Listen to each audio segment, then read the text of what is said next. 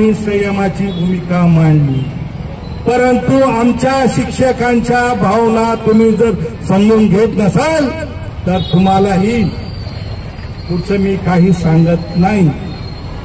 समजदार को इशारा काफी मॅडम, आमच्या शिक्षकाच्या मागण्या तात्काळ अंमलबजावणी करावी. दत्ता भाऊ, जर यांनी जर आता अंमलबजावणी करणं गेलं तर 8 दिवसात आपण बसूया, त्यांना घेराव घालूया आदरणीय मॅडम आणि सीओला. आणि माझी विनंती आहे शिक्षक बांधवांना, प्रशासनावर कोणाची वचक राहिलेली नाही.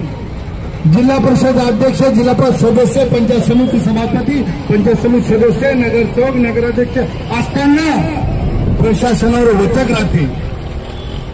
GRची अंमलबजावणी करण्यासाठी लोकप्रतिनिधी संबंधित अधिकाऱ्याला धारेवर धरतात.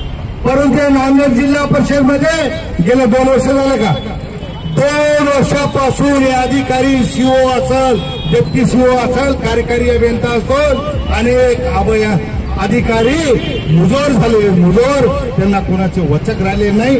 कमीत कमी त्यांच्या कर्मचाऱ्यांची ज्या भावना त्यांनी जाणून घेत नाही. मी जाहीर निषेध करतो. आणि पुण्याचे सर चव्हाण साहेब, संतोष भाऊ, तुमच्यासोबत आम्ही आहोत. आणि येणाऱ्या 26 तारखेला आपल्याला मुंबईला जायचंय. आपल्या शिक्षक बांधव कोणी असेल, धारावीमध्ये असेल, जोगेश्वरीमध्ये असेल, बोरळीमध्ये असेल, दादरमध्ये असेल, कुठेही असेल, त्या शिक्षक बांधवाला आपल्याला विनंती करायची की आदरणीय अभ्यंकर साहेब, शिक्षण उपसचिव राहिलेले, शिक्षण सचिव राहिलेले, आपल्याला विधानसभेमध्ये पाठवायचंय. आणि संपूर्ण शिक्षकाचा प्रश्न सोडण्यासाठी आपण आजच पासून आपलं कोणी असेल, आता समजा तुमचं कोणी ठाण्यामध्ये पाहुणे असेल तर त्यांना बोला, बा आपले शिक्षक कोणी आहेत का.